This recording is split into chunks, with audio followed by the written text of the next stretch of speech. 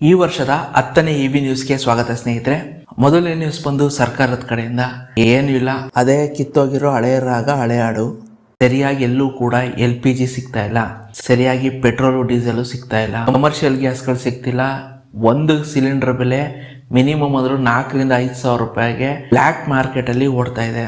ಈ ನ್ಯೂಸ್ ಏನ್ ಹೇಳ್ತಾ ಇದ್ದೀನಿ, ಇದು ಕಳೆದ 2 ತಿಂಗಳಿಂದನೂ ಇದೇ ನ್ಯೂಸ್ ನಡೀತಾ ಇದೆ. ಕೇಳಿ ಕೇಳಿ ನಿಮ್ಗೆ ಹೆಂಗ್ ಹುಚ್ಚಿಡ್ದಿದೆಯೋ ಅದೇ ರೀತಿ ಎಲ್ರಿಗೂ ಕೂಡ ಹುಚ್ಚಿಡ್ತದೆ. ದಿನಕ್ಕೊಂದು ಸ್ಟೇಟ್ಮೆಂಟು. ಒಂದು ದಿವಸ ಡೊನಾಲ್ಡ್ ಟ್ರಂಪ್ ಬಂದು ಹೇಳ್ತಾನೆ, ಇವತ್ತು ನಾವು ಇಡೀ ಇರಾನ್ಗೆ ಬಾಂಬ್ ಹಾಕಿ ಸಾಯಿಸ್ಬಿಡ್ತೀವಿ ಅಂತಾನೆ. ಇನ್ನೊಂದು ದಿವಸ ಅಂತಾನೆ, ಇಲ್ಲ ನಾವೀಗ ಕದನ ವಿರಾಮ ಮಾಡಿದ್ದೀವಿ ಅಂತಾನೆ.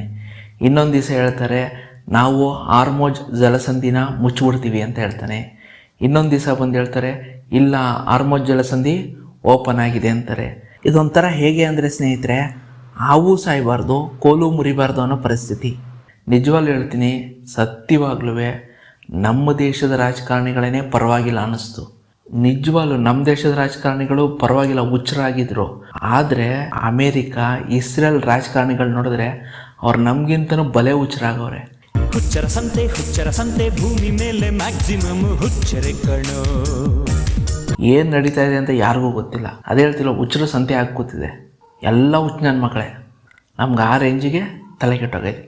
ಅದೇ ಹೇಳ್ತಿಲ್ಲ, ಎಲುಬಿಲ್ಲದ ನಾಲ್ಗೆ ಅನ್ನೋದಕ್ಕೆ ಹೆಂಗೆ ಬೇಕು ಹಂಗೆ ಹೊರಳಿಸ್ತಾವ್ರೆ, ಹೆಂಗೆ ಬೇಕು ಹಂಗೆ ಸ್ಟೇಟ್ಮೆಂಟ್ಗಳು ಕೊಡ್ತಾವ್ರೆ.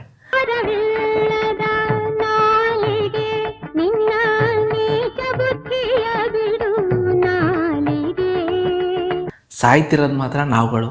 ನಿಜವಾಗ್ಲೂ ಹೇಳ್ತೀನಿ, ಮೊನ್ನೆ ಒಂದು 4-5 ಆಟೋ ಡ್ರೈವರ್ಗಳನ್ನ ವಿಚಾರಿಸ್ದೆ, ಎಲ್ರಿಗೂ ಅದೇ ಸಮಸ್ಯೆ. ಸರ್ LPG ಬಂಕ್ ಮುಂದೆ ಹೋಗಿ ನಿಂತ್ಕೊಂಡ್ರೆ ಗಂಟೆ ಟೈಮ್ ಕಾಯಬೇಕು ಸರ್.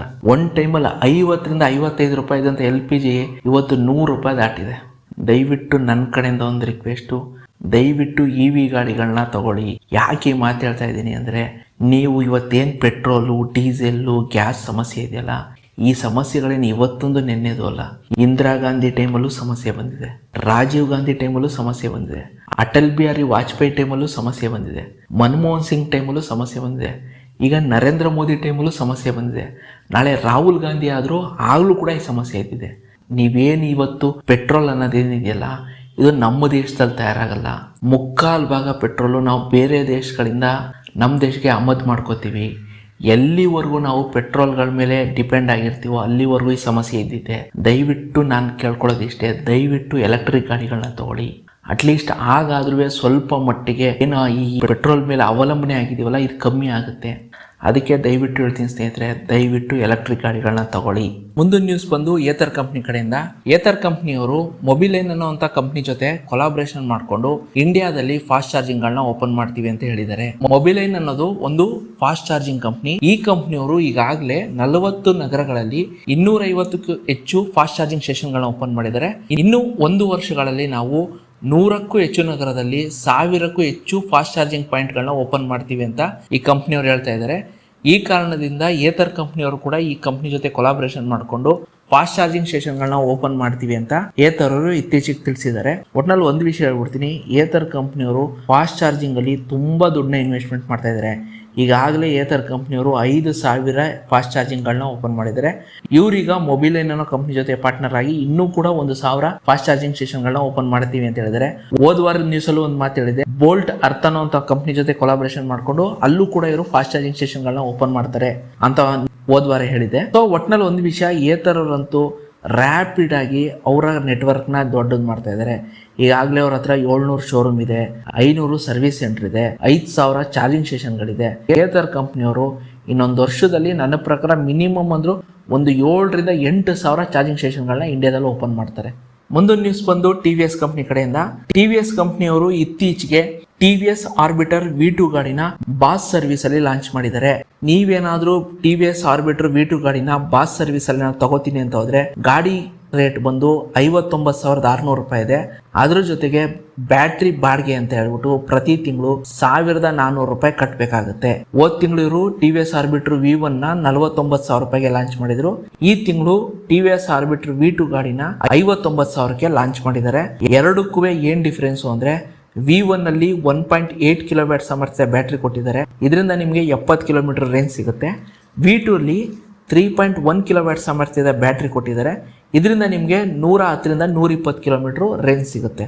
ಸೊ ನೀವೇನಾದರೂ ಇಂಟ್ರೆಸ್ಟ್ ಇದ್ದರೆ ದಯವಿಟ್ಟು ಹೋಗಿ ಒಂದು ಶೋರೂಮಲ್ಲಿ ವಿಚಾರಿಸಿ. ದಯವಿಟ್ಟು ವಿಚಾರಿಸ್ಬೇಕಾದ್ರೆ ದಯವಿಟ್ಟು ಫುಲ್ ಡೀಟೇಲ್ ಆಗಿ ವಿಚಾರಿಸಿ. ಸುಮ್ಮನೆ ಏನೋ ವಿಚಾರಿಸ್ಬಿಟ್ಟು ಗಾಡಿ ತಗೋಬೇಡಿ. ಯಾಕೆ ಅಂತ ಅಂದರೆ TVS ಆರ್ಬಿಟ್ರು V2 ಗಾಡಿ ಪ್ರೈಸ್ ಬಂದು 59,600 ರೂಪಾಯಿ ಇದೆ.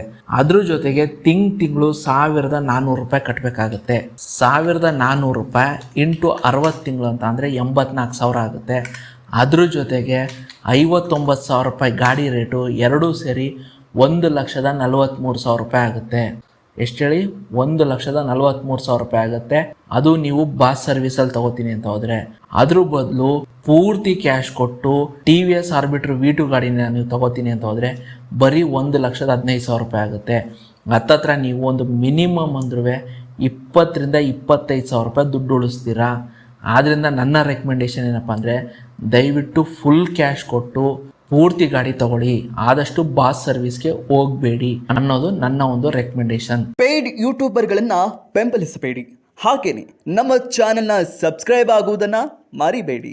ಒಂದು ನ್ಯೂಸ್ ಬಂದು ಬಜಾಜ್ ಕಂಪ್ನಿ ಕಡೆಯಿಂದ. ಬಜಾಜ್ ಕಂಪ್ನಿಯವರು ಇತ್ತೀಚೆಗೆ 4 ಆಟೋಗಳನ್ನ ಲಾಂಚ್ ಮಾಡಿದ್ದಾರೆ. 3 ಪ್ಯಾಸೆಂಜರ್ ಆಟೋ, 1 ಗೂಡ್ಸ್ ಆಟೋನ ಲಾಂಚ್ ಮಾಡಿದ್ದಾರೆ. ಇವರು 3 ಪ್ಯಾಸೆಂಜರ್ ಆಟೋ ಲಾಂಚ್ ಮಾಡಿದ್ದಾರೆ. ಅದರಲ್ಲಿ ಒಂದು ಆಟೋ P90 ಅನ್ನುವಂಥ ಒಂದು ಆಟೋ 296 ಕಿಲೋಮೀಟರ್ಗಳ ರೇಂಜ್ ಅನ್ನ ಕೊಡುತ್ತಂತೆ. ಇವರು ಈ ಆಟೋದಲ್ಲಿ 17.7 ಕಿಲೋವ್ಯಾಟ್ ಸಾಮರ್ಥ್ಯದ ಬ್ಯಾಟ್ರಿ ಹಾಕಿದ್ದಾರೆ. ಇದರಿಂದ ಆಟೋ 296 ಕಿಲೋಮೀಟರ್ಗಳ ರೇಂಜ್ ಕೊಡುತ್ತೆ ಅಂತ ಕಂಪ್ನಿ ಹೇಳ್ತಾ ಇದೆ. ಈ ಆಟೋ ರೇಟ್ ಬಂದು 4,48,000 ರೂಪಾಯಿ ಇದೆ.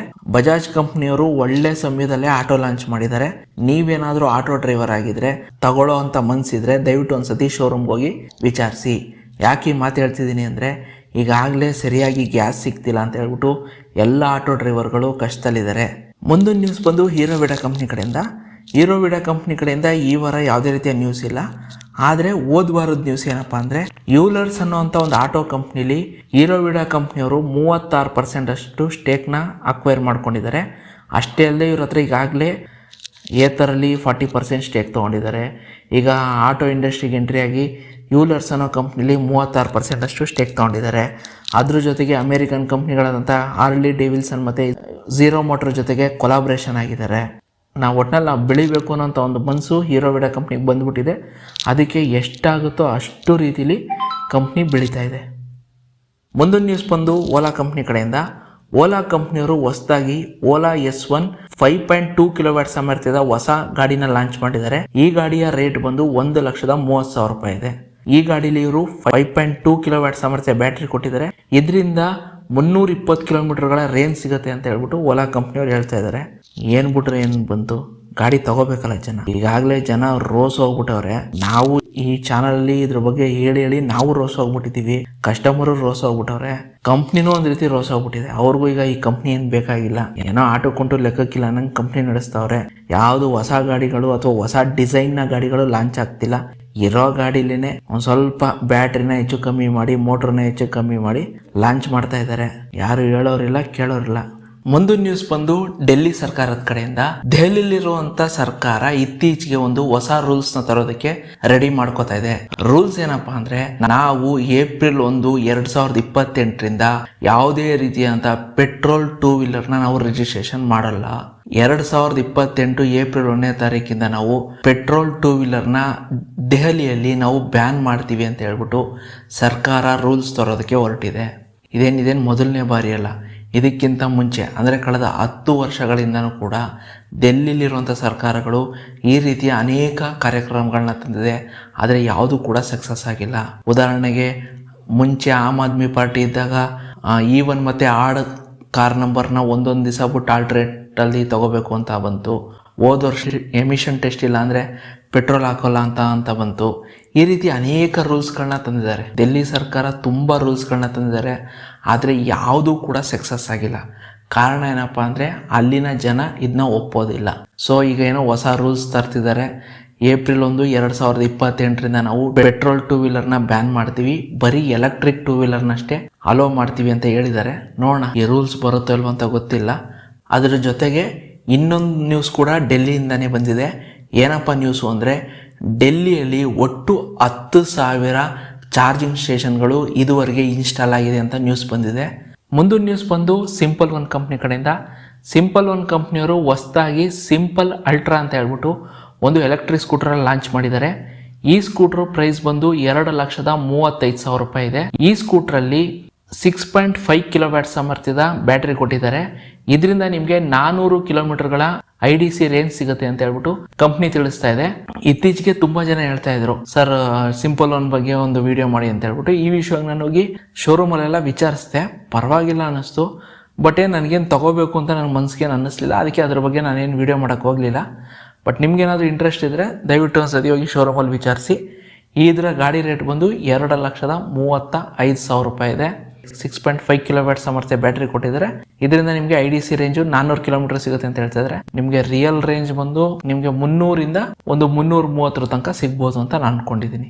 ಮುಂದಿನ ನ್ಯೂಸ್ ಬಂದು ಕಿಯಾ ಕಂಪ್ನಿ ಕಡೆಯಿಂದ. ಕಿಯಾ ಕಂಪ್ನಿಯವರು ಸೈರೋಸ್ EV ಗಾಡಿನ ಇದೇ ವರ್ಷದ ಜುಲೈಯಲ್ಲಿ ಲಾಂಚ್ ಮಾಡೋ ಸಾಧ್ಯತೆ ಇದೆ. ಈಗಾಗಲೇ ಇದು ಬೇರೆ ದೇಶದಲ್ಲ ಲಾಂಚ್ ಆಗಿದೆ. ಇಂಡಿಯಾದಲ್ಲಿ ಜುಲೈ ತಿಂಗಳಲ್ಲಿ ಲಾಂಚ್ ಆಗ್ಬೋದು. ಈ ಗಾಡಿಲಿ 42 ಕಿಲೋವ್ಯಾಟ್ ಸಾಮರ್ಥ್ಯದ ಬ್ಯಾಟ್ರಿ ಕೊಟ್ಟಿರ್ತಾರೆ. ಇವ್ರೇನು ಈ ಗಾಡಿನ ತರ್ತಾ ಇದಾರಲ್ಲ, ಇದು ಬಂದು ಮಹೇಂದ್ರ XUV 3XO ಗಾಡಿಗಳಿಗೆ ಕಾಂಪಿಟೇಷನ್ ಕೊಡಕ್ಕೆ ಅಂತಾನೆ ಹೇಳ್ಬಿಟ್ಟು ಇವರು ಇಂಡಿಯಾದಲ್ಲಿ ಲಾಂಚ್ ಮಾಡ್ತಾ ಇದ್ದಾರೆ. ನೋಡೋಣ, ಪ್ರೈಸ್ ಇನ್ನೂ ರಿವೀಲ್ ಆಗಿಲ್ಲ. ಇವ್ರು ಎಷ್ಟಕ್ಕೆ ಈ ಗಾಡಿನ ಲಾಂಚ್ ಮಾಡ್ತಾರೆ ಅನ್ನೋದ್ರ ಮೇಲೆ ಈ ಗಾಡಿ ಸಕ್ಸಸ್ ಆಗುತ್ತಾ ಫೇಲ್ಯೂರ್ ಆಗುತ್ತಾ ಅನ್ನೋದು ಗೊತ್ತಾಗುತ್ತೆ. ಮುಂದಿನ ನ್ಯೂಸ್ ಬಂದು BYD ಕಂಪ್ನಿ ಕಡೆಯಿಂದ. BYD ಕಂಪ್ನಿಯವರು ಇತ್ತೀಚೆಗೆ ಲಿಂಗ್ಹೊಯ್ E7 ಅನ್ನುವಂತ ಒಂದು ಸಿಡಾನ್ ಎಲೆಕ್ಟ್ರಿಕ್ ಕಾರ್ನ ಲಾಂಚ್ ಮಾಡಿದ್ದಾರೆ. ಈ ಕಾರ್ನ ಇವರು ಚೈನಾದಲ್ಲಿ $22,600 ಅಂದ್ರೆ ಇಂಡಿಯಾ ಕಂಪೇರ್ ಮಾಡ್ತೀನಿ ಅಂದ್ರೆ 12.5 ಲಕ್ಷಕ್ಕೆ ಲಾಂಚ್ ಮಾಡಿದ್ದಾರೆ. ಈ ಗಾಡಿ ಸ್ಪೆಷಾಲಿಟಿ ಏನಪ್ಪಾ ಅಂದ್ರೆ ಫ್ಲಾಶ್ ಚಾರ್ಜ್, ಅಂದ್ರೆ 0 to 90% ನ ಬರೀ 9 ನಿಮಿಷದಲ್ಲಿ ಆಗುತ್ತೆ. ಅಂದ್ರೆ ನೀವು 9 ನಿಮಿಷ ಚಾರ್ಜ್ ಮಾಡಿದ್ರೆ ಕನಿಷ್ಠ ಅಂದ್ರೂ 450 ಕಿಲೋಮೀಟರ್ ನೀವು ಹೋಗ್ಬೋದು. ಅದು ಕೂಡ ಇವ್ರು ಹೇಳ್ತಿರೋ ಪ್ರೈಸ್ ಎಷ್ಟು ಹೇಳಿ, ಬರೀ 12.5 ಲಕ್ಷಕ್ಕೆ ಇವ್ರು ಲಾಂಚ್ ಮಾಡಿರೋದು ಚೈನಾದಲ್ಲಿ. ಇದೇನಾದ್ರೂ ಇಂಡಿಯಾಗೆ ಬಂದ್ರೆ ಟ್ಯಾಕ್ಸು ಗೀಕ್ಸು ಎಲ್ಲ ಸೇರಿ ನಿಮ್ಗೊಂದು ಹತ್ತಿರ ಒಂದು 40 ಲಕ್ಷ ಮಿನಿಮಮ್ ಆಗುತ್ತೆ. ಚೈನಾದಲ್ಲಿ ಇದನ್ನ 12.5 ಲಕ್ಷಕ್ಕೆ ಲಾಂಚ್ ಮಾಡಿದ್ದಾರೆ. ಅದು ಕೂಡ 9 ನಿಮಿಷ ಚಾರ್ಜ್ ಮಾಡಿದ್ರೆ 450 ಕಿಲೋಮೀಟರ್ ಹೋಗ್ಬೋದು. ಏನೇನು ಟೆಕ್ನಾಲಜಿ ಬರ್ತದೆ ಚೈನಾದಲ್ಲಿ. ಈ ಸಮಯ ಬಂದು ಆಫರ್ನ ಸಮಯ. ಮಹೇಂದ್ರ ಕಂಪ್ನಿಯವರು 2025ರಲ್ಲಿ ತಯಾರಾದಂತ ಎಲೆಕ್ಟ್ರಿಕ್ ಕಾರ್ಗಳ ಮೇಲೆ ಹೊಸ ಆಫರ್ನ ಲಾಂಚ್ ಮಾಡಿದ್ದಾರೆ. ನೀವೇನಾದ್ರೂ 2025ರಲ್ಲಿ ತಯಾರಾದಂತ XUV 400 ಇರ್ಬೋದು ಅಥವಾ BE6 ಎಲೆಕ್ಟ್ರಿಕ್ ಕಾರ್ಗಳನ್ನ ಏನಾದರೂ ತಗೋತೀನಿ ಅಂತ ಹೋದ್ರೆ ಮಹೇಂದ್ರ ಕಂಪ್ನಿಯವರು 4 ಲಕ್ಷ ರೂಪಾಯಿ ತನಕ ಡಿಸ್ಕೌಂಟ್ನ ಕೊಡ್ತಾ ಇದ್ದಾರೆ. ಈ ಆಫರು ಕೇವಲ 2025ರಲ್ಲಿ ತಯಾರಾದಂಥ ಕಾರ್ಗಳ ಮೇಲೆ ಅಷ್ಟೇ. ಈ ವರ್ಷ ಅಂದರೆ 2026ರಲ್ಲಿ ತಯಾರಾದ ಕಾರ್ಗಳ ಮೇಲೆ ಯಾವುದೇ ರೀತಿಯ ಆಫರ್ ಇರೋದಿಲ್ಲ. 2025ರಲ್ಲಿ ತಯಾರಾದಂಥ ಕಾರ್ಗಳ ಮೇಲೆ ಕ್ಲಿಯರೆನ್ಸ್ ಸೇಲ್ ಅನ್ನೋ ಒಂದು ಹೆಸರಲ್ಲಿ 4 ಲಕ್ಷ ರೂಪಾಯಿ ತನಕ ಆಫರ್ನ ಕೊಡ್ತಾ ಇದ್ದಾರೆ. ನಿಮ್ಗೆ ಏನಾದರೂ ಈ ಆಫರ್ ಇಷ್ಟ ಆಯಿತು ಅಂದರೆ ದಯವಿಟ್ಟು ನಿಮ್ಮ ಹತ್ತಿರದ ಶೋರೂಮ್ ಹೋಗಿ ವಿಚಾರಿಸಿ ಇದ್ರ ಬಗ್ಗೆ ಮಾಹಿತಿ ತಿಳ್ಕೊಳ್ಳಿ. ಈ ಸಮಯ ಬಂದು ನೀವು ಕೇಳಿರುವಂಥ ಪ್ರಶ್ನೆಗಳಿಗೆ ಉತ್ತರ ಕೊಡೋ ಸಮಯ. ಸುಬ್ರಹ್ಮಣ್ಯ G6G ಅನ್ನೋರು ಒಂದು ಕ್ವಶನ್ ಕೇಳಿದ್ದಾರೆ. ಬ್ರೋ, ನಾನು ಕಾಲೇಜ್ ಸ್ಟೂಡೆಂಟು, EV ಸ್ಕೂಟ್ರ್ ತಗೊಳ್ಳೋ ಪ್ಲಾನ್ ಇತ್ತು. ನಮಗೆ ವರ್ಷದಲ್ಲಿ 2ರಿಂದ 3 ತಿಂಗಳು ಸ್ಕೂಟ್ರನ್ನ ಯೂಸ್ ಮಾಡೋದಿಲ್ಲ. ಆ ಟೈಮಲ್ಲಿ ಬ್ಯಾಟ್ರಿ ಪ್ರಾಬ್ಲಮ್ ಆಗುತ್ತಾ? ಲಾಂಗ್ ಟೈಮ್ ಯೂಸ್ ಮಾಡದೆ ಇದ್ರೆ ಬ್ಯಾಟ್ರಿ ಹೆಲ್ತ್ ಕಡಿಮೆ ಆಗುತ್ತಾ ಅನ್ನೋಂಥ ಒಂದು ಪ್ರಶ್ನೆ ಕೇಳಿದ್ದಾರೆ. ಸುಬ್ರಹ್ಮಣ್ಯ ಅವರೇ, ಖಂಡಿತವಾಗ್ಲೂ ಪ್ರಾಬ್ಲಮ್ ಆಗುತ್ತೆ. ನೀವೇನಾದರೂ 2-3 ತಿಂಗಳು ಗಾಡಿನ ಯೂಸ್ ಮಾಡದೆ ಹಾಗೆ ಇಟ್ಟರೆ ಬ್ಯಾಟ್ರಿ ಪ್ರಾಬ್ಲಮ್ ಬರುತ್ತೆ. ಏನು ಪ್ರಾಬ್ಲಮ್ ಬರುತ್ತೆ ಅಂದರೆ ಡೀಪ್ ಡಿಸ್ಚಾರ್ಜ್ ಪ್ರಾಬ್ಲಮ್ ಬರುತ್ತೆ. ಏನಾಗುತ್ತೆ ಅಂದರೆ ನೀವು ಗಾಡಿ ಓಡಿಸಿ ಬಿಡಿ, ಆದರೆ ಗಾಡಿ ಸ್ವಲ್ಪ ಮಟ್ಟಿಗೆ ಡೈಲಿ ಬ್ಯಾಟ್ರಿನ ಕನ್ಸ್ಯೂಮ್ ಮಾಡ್ತಾನೆ ಇರುತ್ತೆ. ನೀವೇನಾದರೂ 2-3 ತಿಂಗಳು ಹಂಗೆ ಬಿಟ್ಬಿಟ್ರೆ ಬ್ಯಾಟ್ರಿ ಡೀಪ್ ಡಿಸ್ಚಾರ್ಜ್ ಆಗಿ ಆಮೇಲೆ ಬ್ಯಾಟ್ರಿ ಲೈಫ್ ಕಮ್ಮಿ ಆಗುತ್ತೆ. ಮುಂದಕ್ಕೊಂದು ದಿವಸ ಏನಾದರೂ ಪ್ರಾಬ್ಲಮ್ ಆಯಿತು ಅಂದರೆ ಕಂಪ್ನಿಯ ವಾರಂಟಿ ಕ್ಲೈಮ್ ಆಗಲ್ಲ, ರಿಜೆಕ್ಟ್ ಆಗುತ್ತೆ. ಅದಕ್ಕೆ ನಾನು ಯಾವತ್ತೂ ಹೇಳೋದು, 15 ದಿವಸಕ್ಕೊಂದ್ಸತಿ ದಯವಿಟ್ಟು ಗಾಡಿನ ತೆಗೆದು ಓಡಿಸ್ತಾ ಇರಿ, ಚಾರ್ಜ್ನ ಮಾಡ್ತಾಯಿರಿ. ಕನಿಷ್ಠ ಅಂದರೂ ನನ್ನ ಒಂದು ರೆಕಮೆಂಡೇಷನು 15 ದಿವಸಕ್ಕೊಂದ್ಸತಿ ಆದ್ರೂ ಕನಿಷ್ಠ ಅಂದರೂ ಒಂದು 20ರಿಂದ 30 ಕಿಲೋಮೀಟ್ರ್ ಗಾಡಿ ಓಡಿಸಿ. ಅಷ್ಟೇ ಅಲ್ಲದೆ ಮಿನಿಮಮ್ ಅಂದ್ರೂ ಒಂದು 60 to 70% ಬ್ಯಾಟ್ರಿನ ಮೇಂಟೈನ್ ಮಾಡಿ. ಆಗ ಮಾತ್ರ ನಿಮ್ಮ ಬ್ಯಾಟ್ರಿ ಲೈಫು ಚೆನ್ನಾಗಿ ಬರುತ್ತೆ. ಈ ವಾರದ EV ನ್ಯೂಸ್ ಹೇಗಿತ್ತು ಅಂತೇಳಿ ದಯವಿಟ್ಟು ಕಮೆಂಟ್ ಮಾಡಿ ತಿಳಿಸಿ ಸ್ನೇಹಿತರೆ. ಅಷ್ಟೇ.